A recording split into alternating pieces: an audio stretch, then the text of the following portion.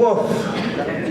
J'ai, comme le dit mon ami Gérard, j'ai peut-être pas les talents de ceux qui m'ont suivi, mais grâce à Gérard, les 100 pages, je pourrais juste en dire la moitié. Il en a déjà dit l'autre moitié. Mes amis patriotes, vous êtes beaux. Mais soyez donc fiers. Il faut être fiers, c'est juste ça qu'il faut. Avant tout, en ce 15 février, ce sont nos braves patriotes qu'on doit honorer.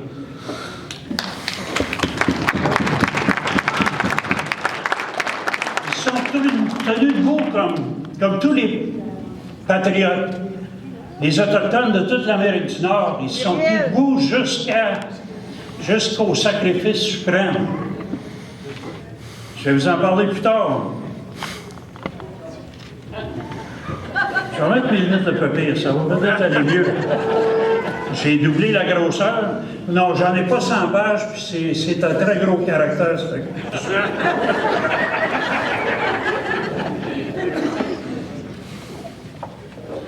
Ce que je vous demande, c'est qu'on se construise, comme le disait Denis, le pays du Québec avec nos frères amérindiens et les Métis.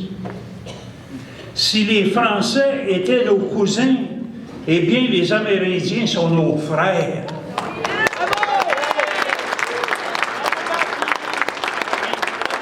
C'est roi du... L'autre côté. L'autre côté. Oh, petit bonhomme, j'enlève ta langue. Il était avec grand-papa. Il était voilà. Comme vous voyez, je prépare ma relève aussi. Je vais vous en parler plus tard. Si on ne veut pas voir ça lui ici, je suis mieux de me tenir à l'essentiel. D'entrée de jeu, je voudrais vous remercier l'RPS pour ce grand honneur qu'il m'offre et au nom de ce grand patriote autochtone, Gilles Réaume, qui m'a tellement inspiré depuis mon arrivée au Québec, il y a maintenant près d'un demi-siècle. Celle qui était ici, qui me l'a donné, c'est Nicole, sa sœur. Et mon Dieu que ça me touche de me faire donner ce prix-là par la sœur de Gilles. C'est tout un cadeau. Il y a maintenant, quand Benoît Roy m'a rejoint au mois de décembre, comme mon ami Louise, qui d'ailleurs je félicite, j'ai été surpris, j'ai été flatté, et oui, j'ai été honoré. De passer après Gilles Réaume, il faut le faire. J'ai suivi la sagesse de ma mère, par contre, de 96 ans, qui, lorsqu'elle a entendu parler que je recevais ce prix-là, m'a dit, et c'est sa sagesse, s'ils te l'ont donné, ça doit être parce que tu le méritais. Ça, c'est pas un principe de choix, c'est une bonne sagesse qui va dire ça. Oups, que le bras. Je voudrais remercier de façon particulière Denis Trudel, mon ami et depuis peu mon député, qui a incarné un patriote dans le film 1839 du grand cinéaste Pierre Falardeau.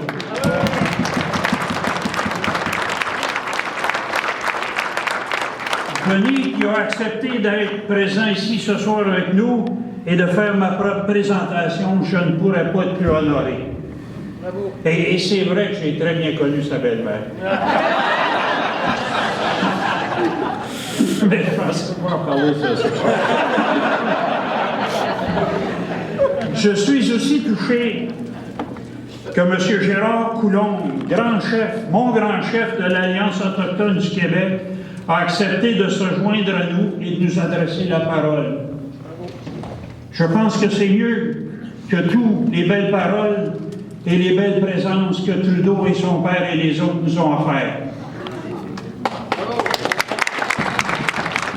Ça venait du cœur. Je voudrais aussi souligner la présence parmi nous de mon ami Jean Jolicoeur, ancien grand chef, et Jean, je te demanderai de te lever, s'il vous plaît. Avec sa belle musette. Ancien grand chef est maintenant reconnu comme sage dans sa communauté. C'est grâce à lui, peut-être prendre un peu de lousse du RPS, que j'ai beaucoup aimé et apprécié, et tous mes remerciements à Benoît Roy, est de consacrer plus de temps à l'union de nos deux grandes nations. Et il n'y a pas de conflit, là. Pas pour moi, en tout cas. Maintenant, je vais vous parler de mes sujets préférés. Les Britanniques. Les orangistes, on ne l'a pas entendu ce soir encore, et les révisionnistes historiques. Au début de la colonie, selon mes sources, même si je ne suis pas historien, il y avait 7 hommes blancs, européens, français, pour chaque femme européenne. La nature a rapidement fait son cours et ces coureurs des bois ont rapidement reconnu la beauté et le charme de nos grands-mères sauvagesses. Heureusement, parce que nous n'aurions jamais survécu et nous ne serions pas là aujourd'hui pour en parler.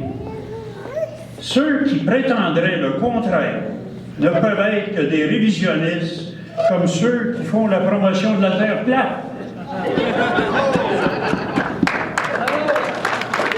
Samuel de Champlain disait aux indigènes qu'il a rencontrés, « Nos garçons se marieront avec vos filles et nous serons plus qu'un peuple. » Vers 1880, là ça va se personnaliser, Denis s'est occupé de la belle-mère. Vers 1800, sur les deux rives de la baie des Chaleurs, les Acadiens se sont intégrés à leurs alliés Micmacs et Malécites pour survivre au génocide britannique lors de la déportation. Dans mon cas, ce sont des Desbois du Gué, des Gionnets de Boutillier. Vous pouvez descendre, je pourrais descendre la liste, mais je ne le ferai pas. Des Albert, Haché, Poirier, Doiron, Lantaigne.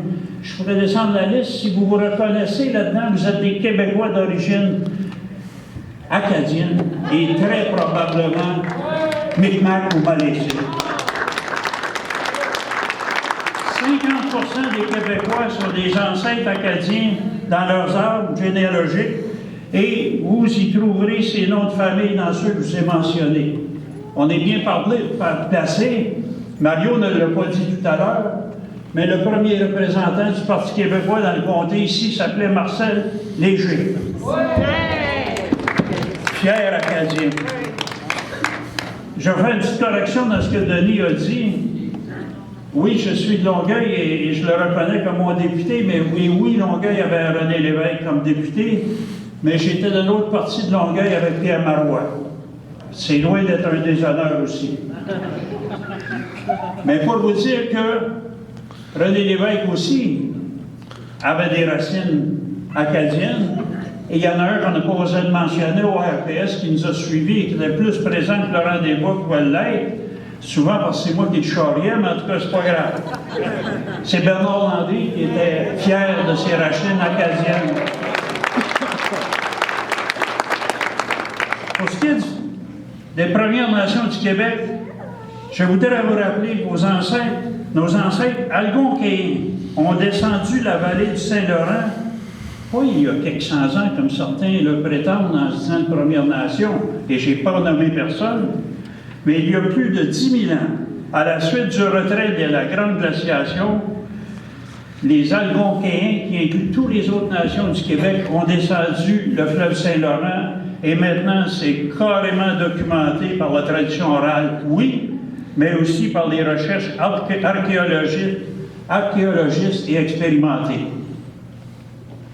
Ce n'est pas hier, nous sommes ici depuis 10 000 ans, et pas après que les Américains nous ont mis dehors parce qu'on était des alliés britanniques. Si vous voulez avoir des informations par rapport à votre généalogie, les Acadiens et tout le reste, je voudrais souligner la présence de mon ami Serge Comeau. Et je te demanderai de te lever, mon ami Serge. Aussi, Pierre Acadien, qui s'est exilé au Québec après la déportation, et je vous dis, c'est la sommité au niveau de la généalogie, surtout des Acadiens, mais tout ce qui est québécois. Au début du siècle dernier, mes 4 grands-parents, dont je vous ai mentionné, Desbois du Gué et Gionnets le Boutillier, ont quitté la Gaspésie-Acadie pour coloniser le nord-ouest de l'Ontario, comme le disait Denis, et s'intégrer avec les Cris et les Ojibwés du nord de l'Ontario. Je vous l'ai dit, il était Micmac, qui est très probablement malicite, mais je n'ai pas pu faire la connotation historique. Donc, il se ramasse dans le nord de l'Ontario, comme toute bonne migration, pour des raisons économiques. Il n'y en avait pas d'autres. Il travaillait dans l'industrie forestière dans ce coin-là.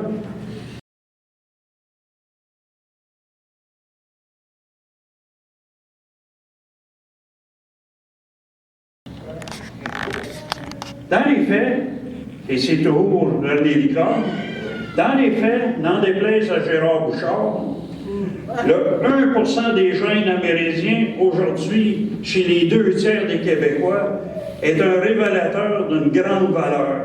Une fenêtre sur la dernière période de mixité québécoise autochtone qui s'est étalée sur plus de 200 ans, allant du tout début du 17e siècle jusqu'à la terrible répression des patriotes. Une étude publiée en juin 2013 dans la très savante revue scientifique américaine PLOS ONE établissait qu'environ les 2 tiers des Québécois de nos jours possèdent des gènes amérindiennes, soit entre 53 et 78% des Québécois selon les régions étudiées.